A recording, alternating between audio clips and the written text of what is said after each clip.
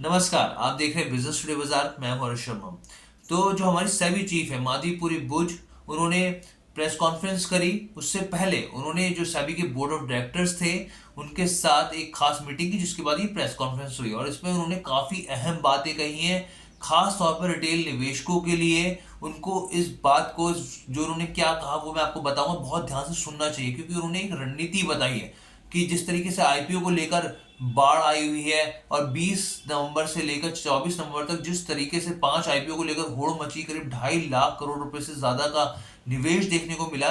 तो इन तमाम चीजों को सोचते हुए जो माधीपुरी भुज है, उन्होंने एक मुनाफे की रणनीति रिटेल निवेशकों के साथ साथ दूसरे निवेशकों के लिए भी बताई है। तो क्या है रणनीति और कितना काम आ सकती है आपके, मैं आपको बताऊंगा। लेकिन उससे पहले आपसे गुजारिश है कि हमारे चैनल बिजनेस टुडे बाजार को लाइक, शेयर और सब्सक्राइब करना बिल्कुल मत भूलेगा। तो देखिए, माधवीपुरी बुच का साफ तौर पे कहना है कि जब भी किसी कंपनी का आईपीओ आता है तो आईपीओ के दौरान जो उसकी वैल्यूएशन निकालने का तरीका होता है वो हर बार सही नहीं होता, वो हर बार परफेक्ट नहीं होता। ये अपने आप में बहुत बड़ी बात है, उनका यहाँ पे ये कहना है। अब उनका यहाँ पे ये भी कहना है कि भाई रिटेल निवेशकों को ऐसे में क्या रणनीति अपनानी चाहिए। तो उनका उनका यहाँ पे ये कहना है कि भाई जो संस्थागत निवेशक होते हैं, जो क्वालिफाइड बायर्स होते हैं, उनको तो बल्क में खरीदारी करनी चाहिए, बड़ी संख्या में खरीदारी करनी चाहिए, क्योंकि सेकेंडरी मार्केट में तो वो जा नहीं सकते।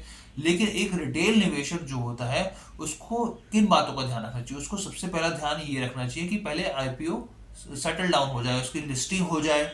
लिस्टिंग होने के बाद उसके जो प्राइस है स्टॉक का, उसको आपको देखना चाहिए, उसको समझना चाहिए, उसके हर तरीके के पहलू को समझना चाहिए, उसके क्वार्टर्स के रिजल्ट्स आ जाए, उसके प्रॉफिट एंड लॉस को आपको देखना चाहिए, उसकी बैलेंस शीट को समझना चाहिए, और उसके बाद जो आपको स्टॉक में शेयर मार्केट के जरिए निवेश करना चाहिए। तो शायद ये आपके लिए बेहतर रणनीति हो।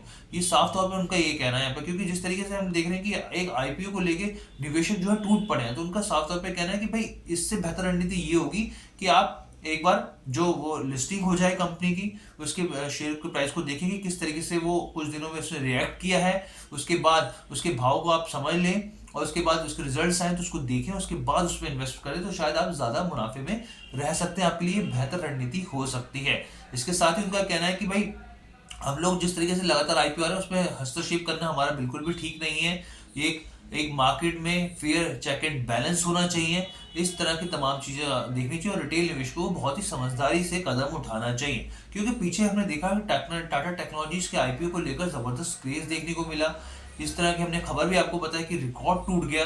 रिकॉर्ड क्या टूट गया था कि एलआईसी का जब आईपीओ आया था तो जो निवेशक थे उन्होंने करीब करीब 73,38,000 आवेदन आए थे आईपीओ के लिए, लेकिन टाटा टेक्नोलॉजीज के आईपीओ को लेकर 73.5 लाख आए, यानी 73,50,000, जो कि अपने आप में एक नया रिकॉर्ड बन गया। एलआईसी का नया जो कीर्तिमान था वो तोड़ दिया टाटा टेक्नोलॉजीज को लेकर। हमने बताया भी कि कितना गुना सब्सक्राइब हुआ, कि आपको बताया कि करीब ये 69 गुना से करीब 70 गुना के आसपास ही सब्सक्राइब हुआ था ये पूरा आईपीओ। तो ऐसे में आप ये हमें समझाने का अब चाह रहे थे कि भाई सेबी चीफ ने क्या कहा, ये रणनीति आपके लिए कितनी काम की साबित हो सकती है, आपको कैसी लगी ये खबर, तो आप हमें जरूर बताइएगा। बिजनेस टुडे बाजार के साथ जुड़ने के लिए आपका बहुत बहुत धन्यवाद।